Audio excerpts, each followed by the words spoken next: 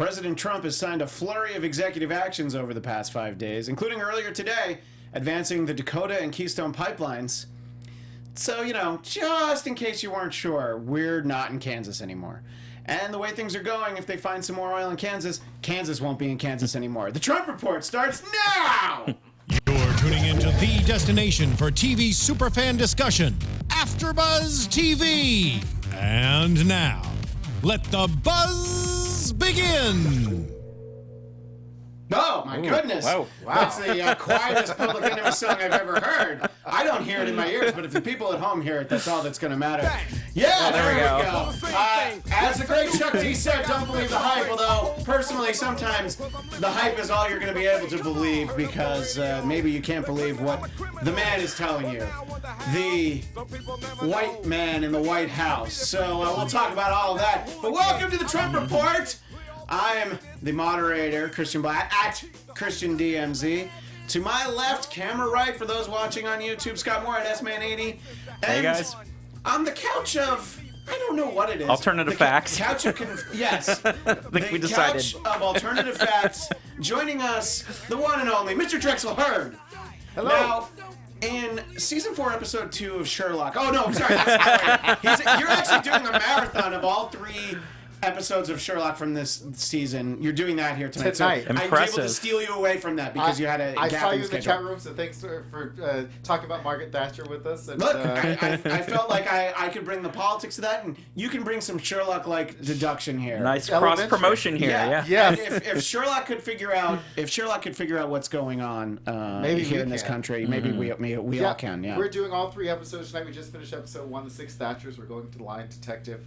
I'll sneak out of here at some point just to go into the next studio, and then we'll do the last episode at 10 o'clock tonight. Right, and it's a British show, so 3 episodes is like exhausting. That's for them. it. Yeah. But in any case, what's of course really exhausting is the Trump Report, which we're doing. But make sure you follow us on Twitter at Trump Report ABTV, as in AfterBuzz TV. Follow us there, like us on YouTube, comment, rate us on iTunes, all that good stuff. So yes, as I was saying, sometimes you have to believe the hype because it's we're getting the alternative facts. We are definitely living in a post-factual error.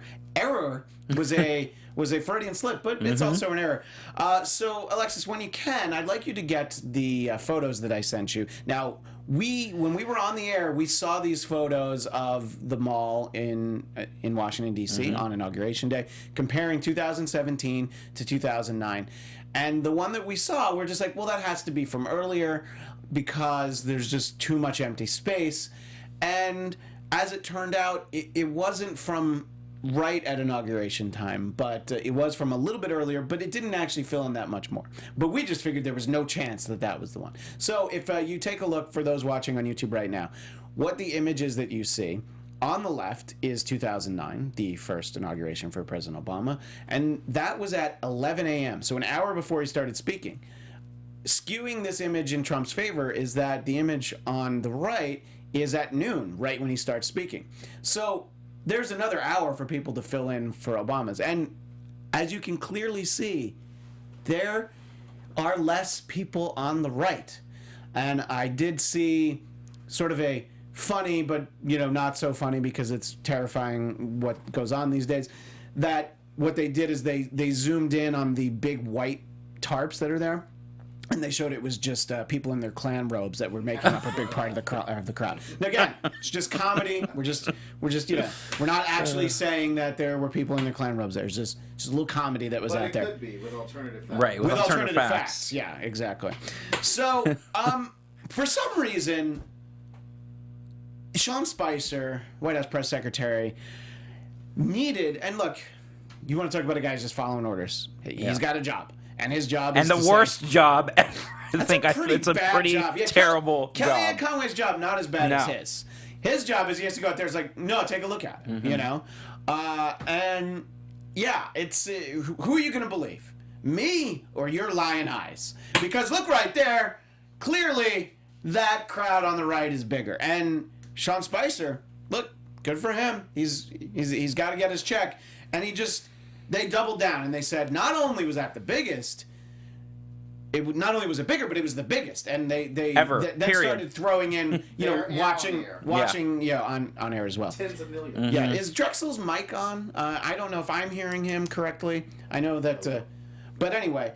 So, in any case, that they really doubled down. And Scott, give us your thoughts on the fact that Sean Spicer just basically put all the chips in the middle of the table and said, "Yeah, I'm going to let it ride on 00 on roulette wheel."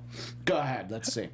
I mean, I watched it, and I just finished, and we'll get into the women's march later. Definitely talk but I'd about come that, back down. I was very excited. I was feeling great, and then I come back and watch this. I'm like, what kind of alternate reality are we at right now? And I felt embarrassed for him, and I wrote on Twitter, because now I've been just aggressively writing every single person and calling them out when they're ridiculous. And I said I actually felt bad for him because I'm sure the president said, "Go out here. I want you to say this," because he feels so threatened and uncomfortable by the fact that his numbers were less. And it was just horrible. And then the fact that I don't know if you'd heard the press conference, the first one that he had yesterday, and he still insisted that it was the biggest, and he wasn't going to even back down on that even yesterday during the press conference. Back down on it. And he said, "Oh well, if you count, all the digital stuff and everything else, it's way more than Reagan's was in '81." And I'm just flabbergasted the fact that they're blatantly spreading fake information, and I don't know what they're hoping to get out of this. I mean, the motivation, from my viewpoint, is basically that you're going to just toe that line that, I don't get fair coverage, and you just basically do it so much, and you just like, look, you got to get in line. This is what we're saying. You should report what we're saying. Or, you know what, maybe you don't get that nice seat in the press room, or maybe you don't get a seat in the press room at all anymore. I know, and that's scary. And also the fact that it was so petty and something so ridiculous makes me concerned. What are they going to now? You do this for something that can't be proven. Right. That you're just something that's more subjective right. than photographs that go, look, it's less people. And you know what? In Washington, D.C., what was it, like 92% of people that lived in Washington, D.C. voted for President Obama. So it was really easy to get to the mall. Right, exactly. And President Clinton. Right, exactly. So much, it's very... I'm in Hillary. It was well, very... Well, that's funny. Yes, that's funny. So, but, and look, they didn't for Trump, so, people had to travel in. And, so it's just... I don't know. Look, I would say there's no shame in having a smaller crowd than for the first black president. But of course, everything needs to be the biggest. It needs to be the best. It needs to be the hugest. It needs to be the bigliest. Yes, Drexel. I was like I mentioned earlier before the show. I listened to the West Wing Weekly podcast every day. Yeah. And one of the things they had Jay Carney on in one of the episodes from the beginning of season 2, going into season 2 of the West Wing. And one of the things that he said that he learned from the other past press secretaries, from Ari Fleischer to Dana Perino to Dee Dee Myers, Bobby Gibbs, Robert Gibbs, every press secretary that came before him said the same thing first out of the gate. Like, the first rule of being the press secretary is do not lie to the press. Mm-hmm. That is number one rule of the press secretary. It's like the golden rule. Yeah, there's the golden rule. It really is. I mean, you can of course be evasive, and there, there's the half truths of we're gonna have to look into that. There's things you can't say, but we're not gonna comment lies. And from what I understand, the relationship, Sean Spicer is not as close to Donald Trump as the rest of his aides are, Josh Kushner, or Jared Kushner, or Kellyanne Conway, or Steve Bannon, or whatever. To the point where I don't know if Donald Trump really trusts Sean Spicer all that much just yet. So he just kind of throws him out there whenever and expects him to kind of regurgitate things like he sent Katrina Pearson out often, and she kind of spouted out a lot of alternative facts as well. But we saw a different Sean Spicer on Saturday than we did on Monday, which he was still spewing. He was, lies. And there was that little reboot there. Right. That's He's true. Still spewing lies. However, there was a moment where he said, it was more of frustration, and a frustrated White House is a dangerous White House. It is, exactly. And I think that like I used to want to be the White House press secretary when I was in college. So did I. Actually, it's funny you said that. So did I. I thought it would be incredible. It would be a great, because I love C.J. Craig so much, and I thought it'd be a great role. And he doesn't want to. That's what made me never want that job. Never wanted to be White House press secretary. Allison Janney. She's a great character. Yes. I don't want that. It reminds me of that episode when Josh Lyman was trying to be the press secretary for a day, and then he screwed the whole thing up. Yeah, and Toby. That's what it was like in my head. Yeah, it was more of a Toby. It's more of a Toby, and so I think that Sean Spicer, he might not last very long if Trump gets really upset. But I think that, we keep blaming the White House right now, when at the end of the day, just like what happened in the election, the media should have, somebody suggested the media, the network should start putting their field correspondents, their combat correspondents in the White House press room, in the press corps, because they're used to hostile environments, and this current White House is a hostile environment to journalists. Well, certainly to the media, and go ahead. No, I was just going to say, just the 2 points are, what I was saying earlier is if they're going to lie about something like this, what are they? Sure. How am I supposed to trust what they're saying going forward when there's actually serious implications going on?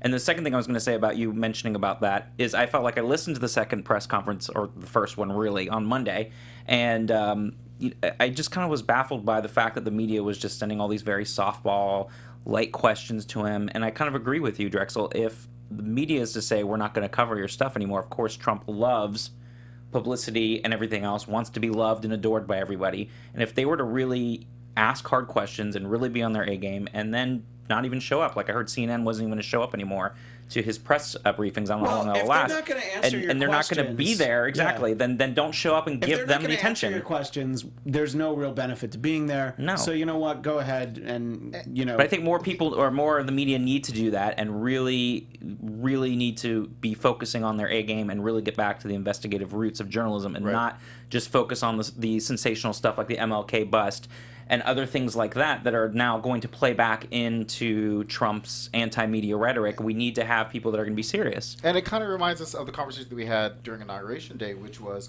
the media and so many of our friends were so focused on what the website said. Mm-hmm. Yeah. Everybody, the website is the website. Yeah. Nobody cares about the website.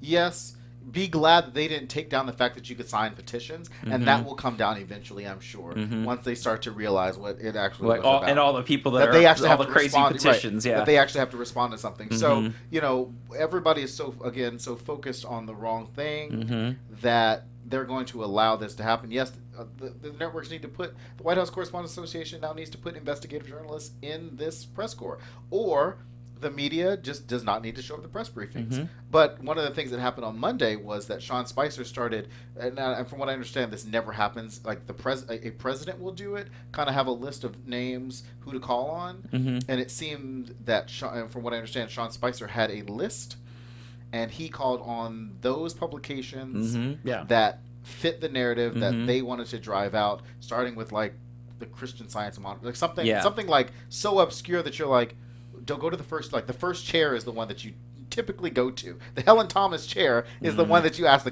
first question to. Skip from Grit Magazine. Go ahead. What's your right?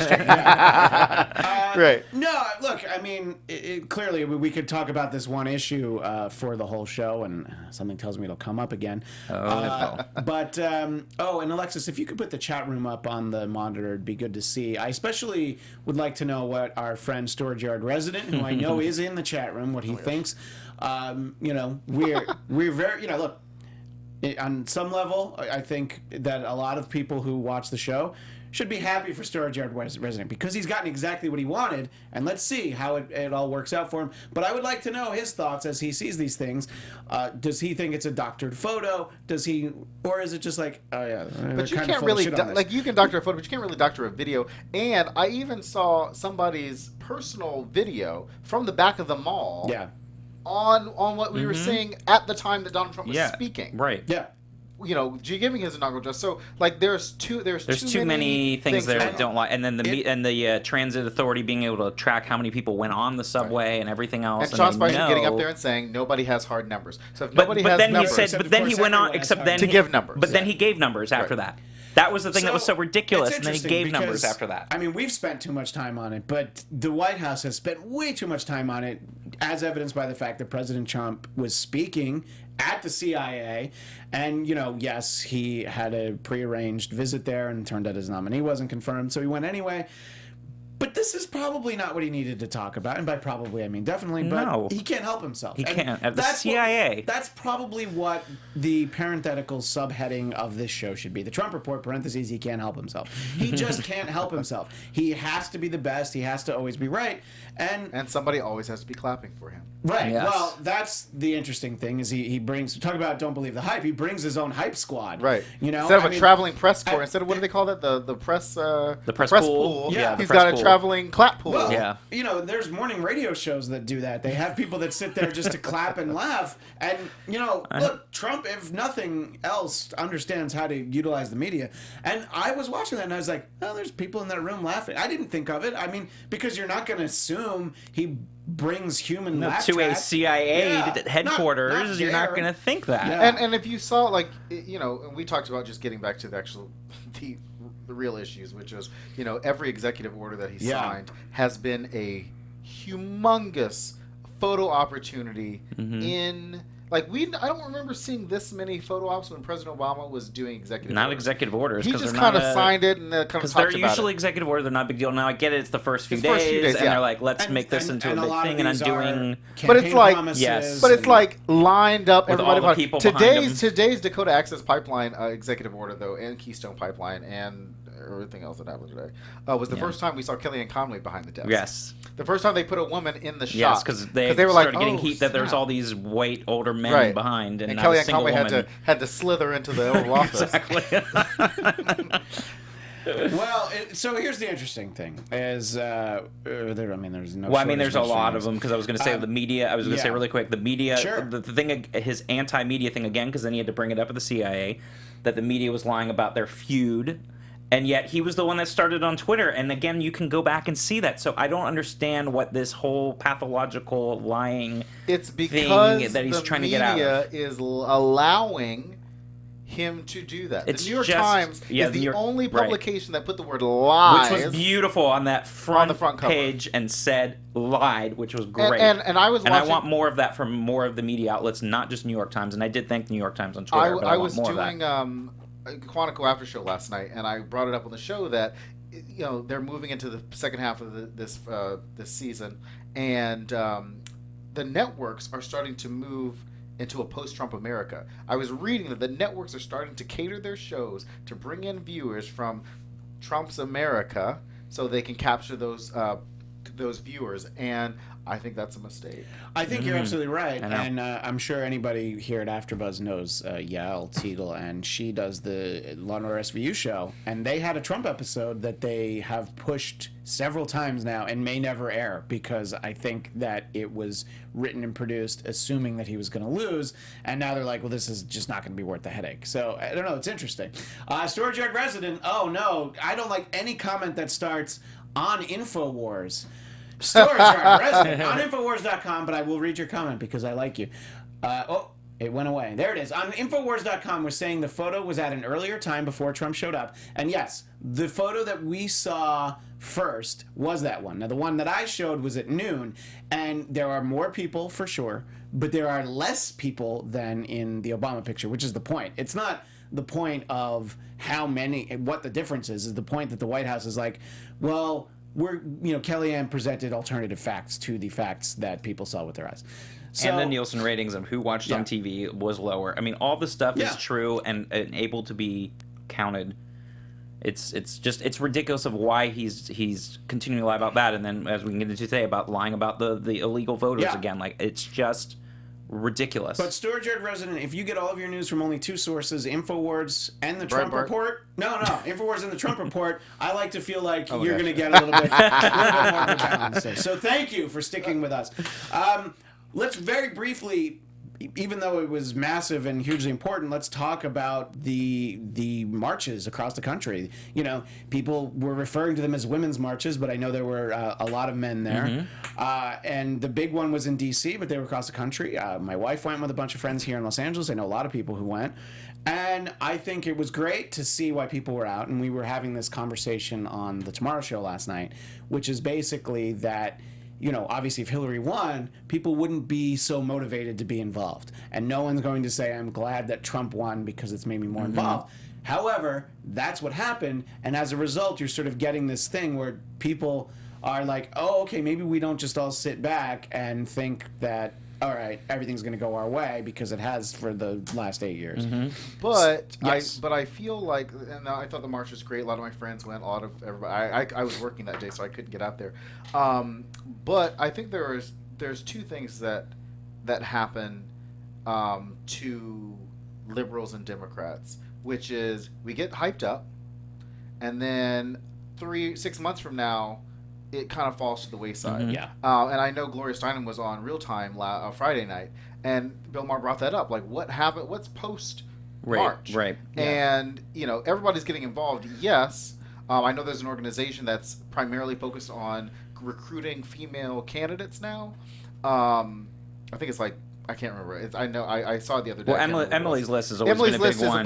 But there's a new one that's like primarily focused on recruiting female candidates now, and that's going to be the question: is what happens a year from now when all 435 congressional seats are up for grabs? 33 Democratic senators are up for grabs. 39 governorships are up. 39 governorships. If those numbers, and I posted on that day looking at the numbers just from the Women's March. If those numbers carry through 2018, yeah, Republicans are going to be in trouble. But if the momentum starts to slow down, because everybody starts to see this dangerous, what we've seen in the last 4 days is not going to slow down. So if people are starting to see, the other side of that is that I also blame the Democrats, because that same day, every candidate for DNC chair, except for Pete Buttigieg, from Indiana, Mayor Pete, was at the march. He was at the march. They were at the David Brock dinner. Oh, that's interesting. That night. I didn't even realize that. Keith Ellison was there. Tom Perez was there. I've got Sally Boynton Brown and Ray Buckley on my show next week. They were there. I think actually Sally wasn't there. Ray was there. So I think that is where you're starting to see, and then you have the news of Cory Booker voting against prescription drugs. So there's a lot of momentum that is going to start to slow Democrats down. And you're right, and it is a common problem that we have as Democrats and the progressive movement is, what do we do to harness that energy? Because it was great, everyone got out and it was peaceful and it was very successful. But you're right, how do we harness that energy? How do we keep these people motivated? How do we get these people out to vote? How do we get them involved at the local level and get people in that? And I said today to somebody, I said Elizabeth Warren today signaled that she would vote in favor of getting Ben Carson out of committee. She might not vote for him on the floor, but she's going to give him the yes and get him out of committee, whatever. So that's a shock to the progressive wing. I'm sure Sherrod Brown today said that he would vote for Ben Carson as well. But on the other side, you have, I think that eventually Bernie Sanders is going to disappoint the Bernie Sanders wing of the party. And by that you mean disappoint Chelsea. Yes. I just meant like he is going to vote for something that they're going to be like, what the he seems very ready to compromise where there's common ground. He's going to compromise. I mean, Democrats introduced that $1 trillion. They're about to introduce that $1 trillion infrastructure bill. Bernie Sanders isn't attached to that. However, he's still tweeting about the things that he's always tweeting about, which I think again is a mistake, because he's a one-issue thinker. Well, wrapping up the topic of the marches, there were a series of tweets from President Trump. I'm going to focus on the latter one, which is the positive one, where he said, "Peaceful protests are a hallmark of our democracy. Even if I don't always agree, I recognize the rights of people to express their views." It is, I believe, one of the most retweeted tweets from President Trump. And it wasn't written by him, and I not. called him out on it. No, of course. But because you saw the earlier one. The sense of, all right, I've got to let whoever that is that does that, it's not Bannon. Whoever Stan, that is. Whoever whatever handles that approach, because we'll get those statements from him in person, not that often in the last 5 days, but you'll get the tweets from like that. And that's what he should have been doing the last 5 days, is that approach. Like, okay, people can protest. Great. That's all I'm going to say. And what because can now I've got to work. Yeah. Right. Now, let's talk about the work that he is doing. I know Drexel's going to have to leave soon, so I do want to talk about these executive actions. The first one is sort of easy to kind of talk about, a federal hiring freeze. It doesn't bother me that much. I feel like that happens every president. Yeah, there's a lot of federal employees. That's fine. It's window treatment. I mean, it's not a bit. Yeah. Yeah, the that's size fine. of the federal government has continuously gone down Yeah, as far as the workforce. that's fine. It's silly though. It'll even Except, out. or It's- as Donald Trump says, except for the military, as he signed, Yeah. except for the military. Yeah. We're not gonna downsize Although the I do military. know a lot of federal employees that are looking to get into another line of work. So the hiring freeze will probably have to end when there's some vacancies. It's not like they were hiring anybody anyway. They Right, still have a lot of just vacancies. It's so just they a silly political thing. It was very silly. So TPP, and Chelsea's not here to talk about I it. know. So we'll talk more about that. But so there's the TPP and the Mexico City abortion rules, which I admit that I had to look up exactly what that meant, and that sort of ties into something that the House passed today, which I knew was in here. But that was basically not using federal funds, and Well, they having instituted the Hyde gag Amendment. rule. Yeah, the gag Right. rule Gag and the rule. Hyde Amendment. So let's talk about those before we talk about the pipelines. All of the hiring freeze, if you want, but the Mexico City rules and the House legislation today. Oh, well, the gag rule. The gag rule. The gag rule, yeah. I mean, from what we know is that the gag rule is just kind of flip flops back and forth between Yeah. Democratic president and Republican Right. president. Like that's just something that's going to happen. I don't think that's. I don't think that's Yeah, going to change. and like Right. these couple days around here is when it always gets signed because it's the anniversary of Roe v. Wade, Right. and President And a Obama new president allegedly and- waited an extra day because he didn't want to sign it on the on Right. the actual anniversary. So yeah, so it goes back and forth. So obviously, it's don't not- forget the proclamation that he gave himself to, by the way. the proclamation. I couldn't find that though. That's what I was going to ask if that was real because I couldn't find it on the White House website. Oh, they probably got crazy and they probably took it down. Yeah, because I did What not was the see it on the proclamation? It proclamation. was he deemed January 20th, 2017 the something day of something patriotism day of I don't know. Wow. I Something call it for- the day for- of reckoning. I Yeah, don't for, know. for dear leader, they the had to have a day. winter that was, is coming day. I don't know. some day that he gave himself. I believe if we follow James Cameron in Terminator 2, it was Judgment Day. Is Judgment basically Day. what it was, and the Rise of the Machines is actually next month. But anyway, yeah. So look, these are all things that we very well can expect him to say and do. These are the issues that he's as a Republican candidate, and sometimes when you talk about President Trump, you might use the air quotes around Republican. I don't but think that's- I've said that yet. I don't think I've said those words. President Trump? I don't think I've said that yet. I have noticed. I mean, obviously, we talk mostly just on the show. I know I have not heard you say it yet, and you slipped, and you almost said it when we had you on the phone. at Inauguration. But at some point, it'll probably just come out. But I mean, that is who he is, Right. And I call him Donald John. Don John. Don John. So let's talk about the pipelines, which were very divisive issues, and there was a lot of protests. And President Obama gets to have his hands washed. He's like, I didn't do anything with these. Right.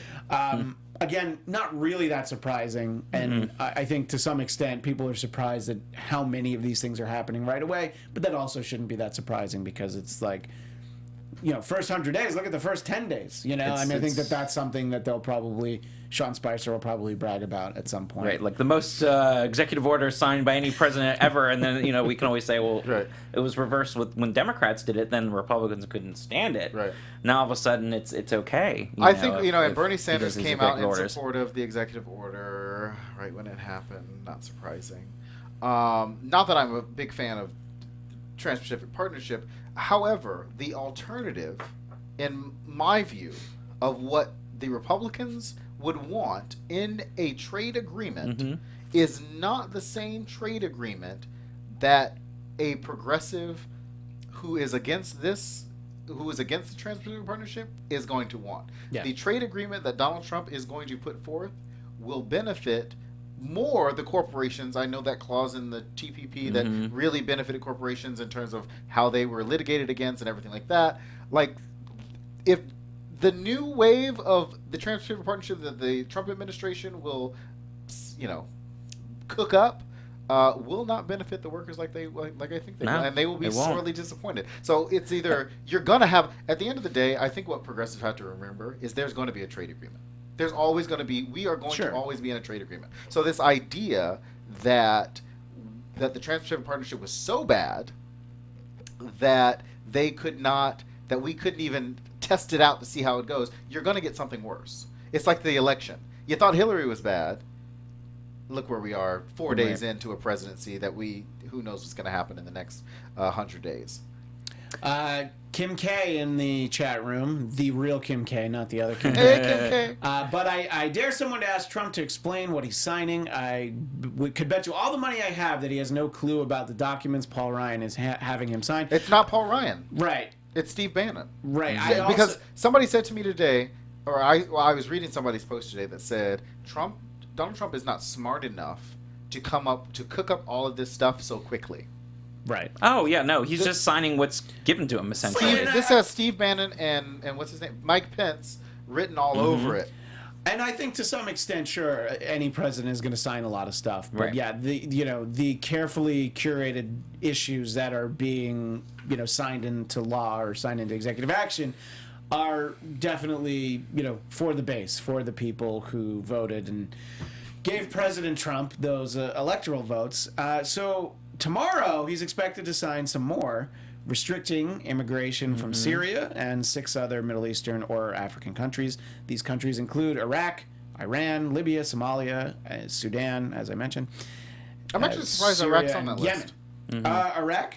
I'm surprised Iraq's on that list. Because Trump probably has friends there? Because he probably went to a luau at Hussein's house at some point. Oh my gosh.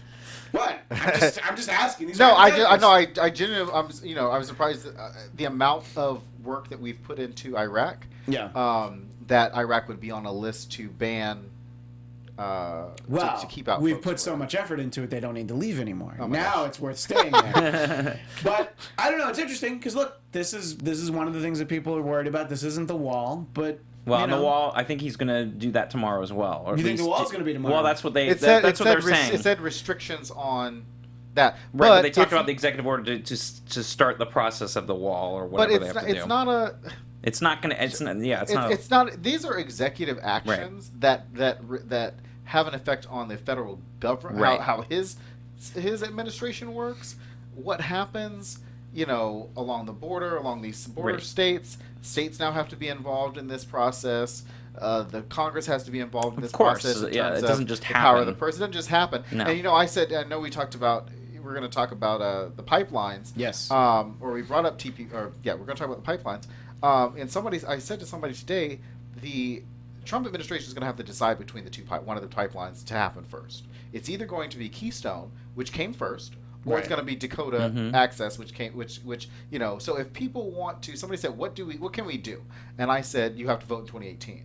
Like you have to somehow flip 40 seats." Yeah.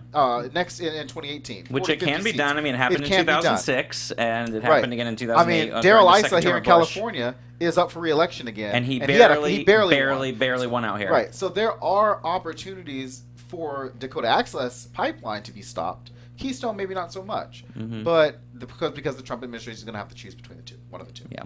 Yeah, look, I mean, obviously we've seen the last few midterms have been interesting to say the least, and depending on how the next couple years go, it could very well be like 1994, the contract with America, Newt Gingrich with the gavel and all that, just sort of the opposite ideological approach. And Trump doesn't want to go up against Nancy Pelosi.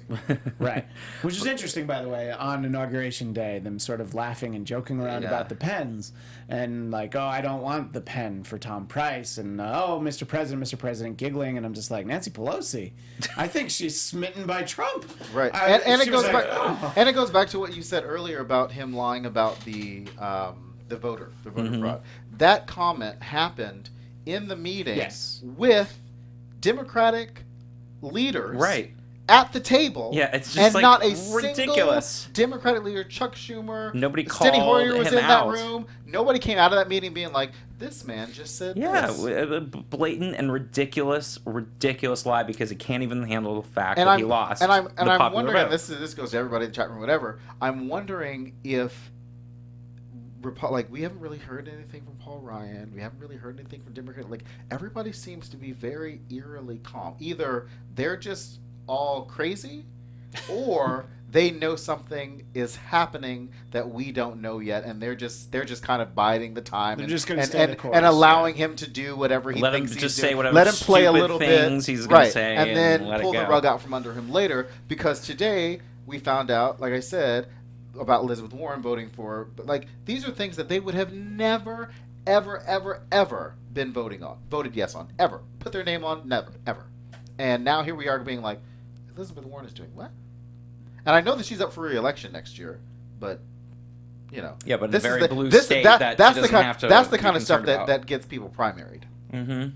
Well, That's very Drexel, true. I know you're going to have to leave in a moment, so I'll jump to this topic that I saw today. The latest Rasmussen Reports daily presidential tracking poll shows that 57% of likely U.S. voters, which I think is a weird way to characterize them because they're not voting anytime soon, but I guess that shows that they're politically minded and they pay attention. 57% approve of President Trump's job performance. Of those, 42% strongly approve. Are you surprised at those numbers, or is it just the people who are getting energized by the, as we're referring to it in this room, the Steve Bannon agenda getting pushed out there? I'll start with you, I was Scott, actually going to say it's the polling company because Rasmussen is known to tilt heavily Republican and has forever because I've followed them as well because I like to just get it's always back good in the to know past. the other ones. They definitely tilt heavily Republican because that's not the actual numbers when you aggregate everything of the type of numbers that we have for his approval ratings right now. Right, and if you think about it, was it Rasmussen? Sounds like Rasputin. and you really can't. You really couldn't trust Rasputin, and so there's a little bit of. No, but they do really tilt Republican, so I'm not going to take much into that because if you look at all the other aggregate polls, you see these closer to around 40% to maybe some of them have them up as high as about 45. Well, you're always my go-to poll But guy. So I wouldn't read too much into their poll. Right. it's always Unfortunately. good. That's why on Trump versus Hillary, we always looked at the Real Clear Politics average because Which is what right now? That I don't know. Well, So I mean, don't I have haven't looked a at the- lousy internet connection. Yeah, unfortunately. It was So- around 40%, which he did have the lowest approval rating of 37%. incoming president that anyone in the past 70 years. He had the lowest. So. Which, that's something that he should, he's always wants to have. I had the best low numbers of anybody ever. We had the hugest low numbers. It was terrific. I did want to bring up something because we talked about all the dangerous executive orders that happened. Sure. Mm-hmm. But Julian Assange kind of reneged on his promise to be extradited to the U.S. I blah, thought blah, that blah. was interesting. However, he also said today that he wants to negotiate that with the Trump administration's Department of Justice. He wants to renegotiate that extradition with the DOJ, with what will be Jeff Sessions' Department of Justice, because I think that he has those tax returns. And I will be very, very interested to see what kind of deal Julian Assange gets out of this. But Drexel, this Donald Trump White House. Kellyanne Conway says that Americans aren't interested in his tax returns. They're only interested in their tax returns. And But I'd be interested to know if Trump voters really were interested in Julian Assange getting some sort of extradition deal. Yeah, I don't think that that's a big ticket item for them. No, I don't think so. That's what I'm saying. I'm wondering if they would be like, well, he's a traitor. Yeah. Would that automatically be their go-to? Like, why would this guy who's all about America first and patriotism go after? Because in the past, we've always gone after. Like, look how they treated Bo Bergdahl. Look how they treated Chelsea Manning. Look how they treated Edward Snowden. And now you've got the biggest threat to American cybersecurity out there. And now you want to give him a deal from the Department of Justice. Well, on that note, Scott and I will have a few more minutes, but Drexel, I know you need to get on to talk about I was gonna say I don't think Sherlock. they're gonna care. To be honest, if it's something that Trump deals, they're gonna be like, oh, turn a blind eye to that. Yeah, and then Julian Assange is gonna end up being the head of the NSA. So I can jump over to the Sherlock after show for episode 2 of season 4, which was what I thought the best one. It was very good, Toby Jones. So that one was great.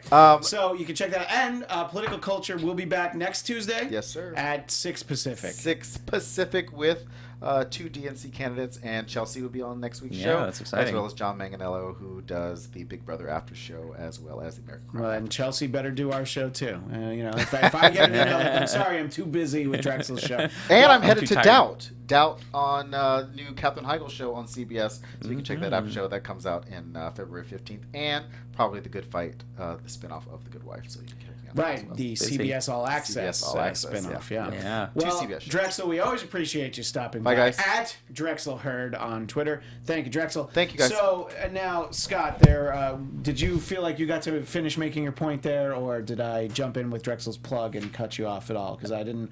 Before we move on, I wanted to. Make sure. From which part earlier? From. Well, I think that tells me that we're. I think we're so. moving Yeah. along.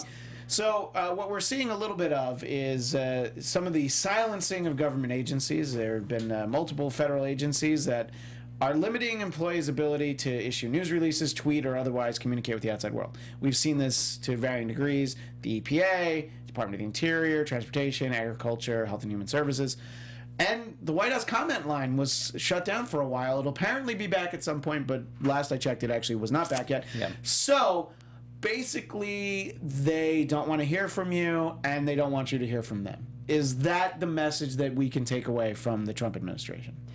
Yes, right now, but it's maybe a surprising thing that I'll say here. I want to wait and see what happens over the next few days because there's this.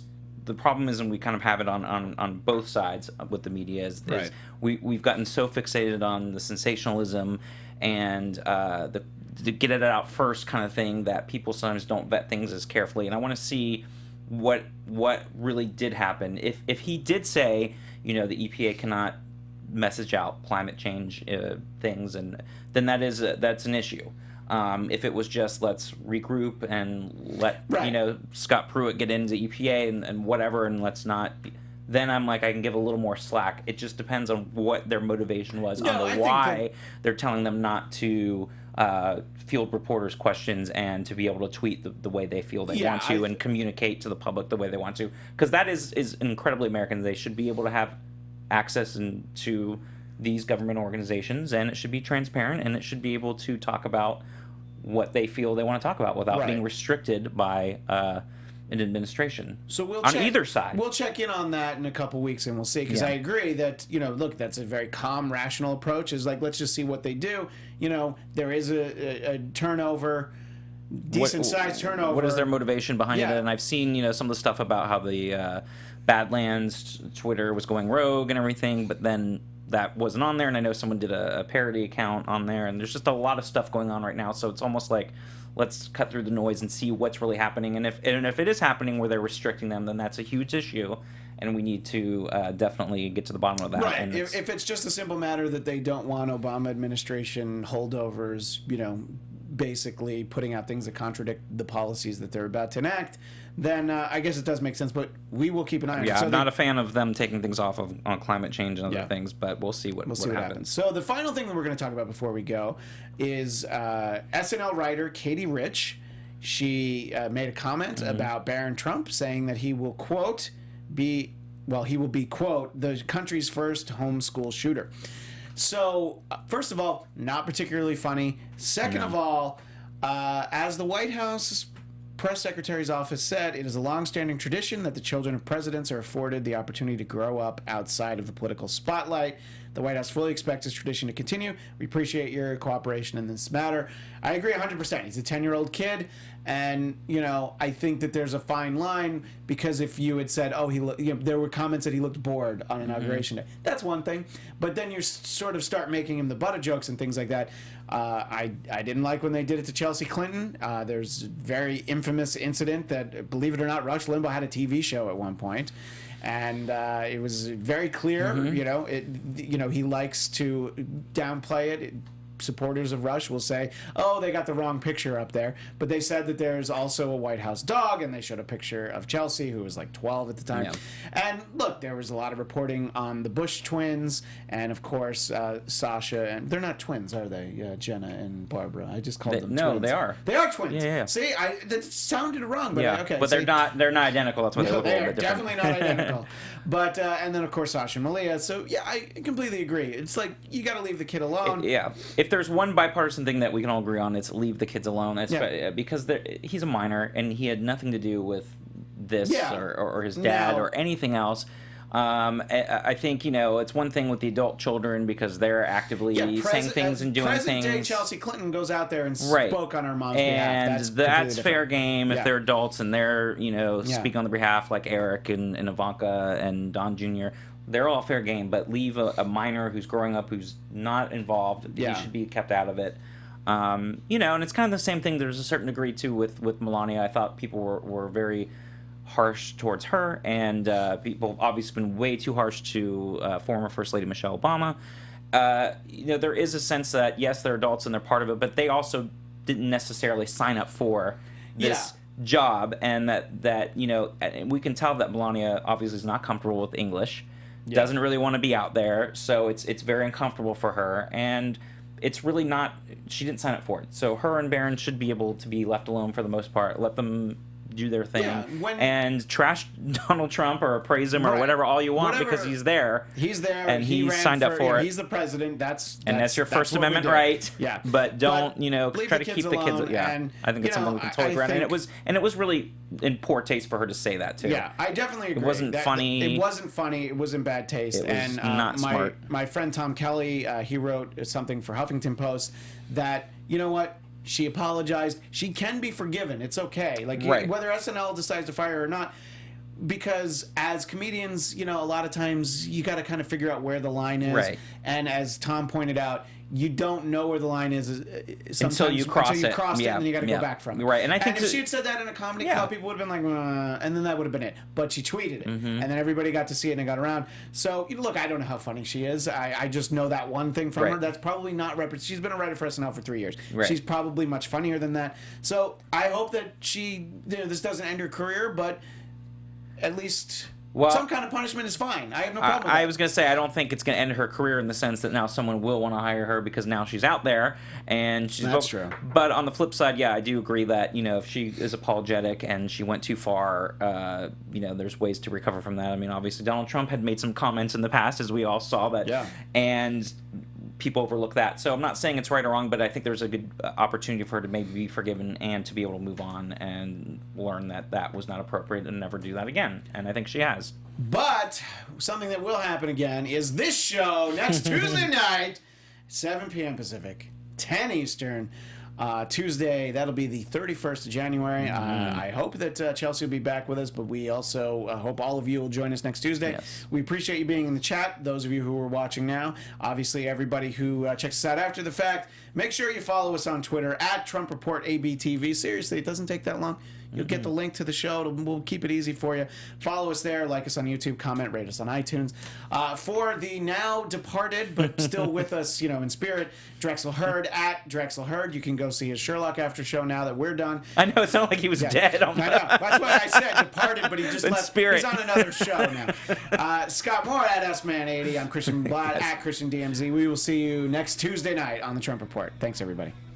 Executive producers Maria Menounos, Kevin Undergaro, Phil Svitek, and the entire AfterBuzz TV staff.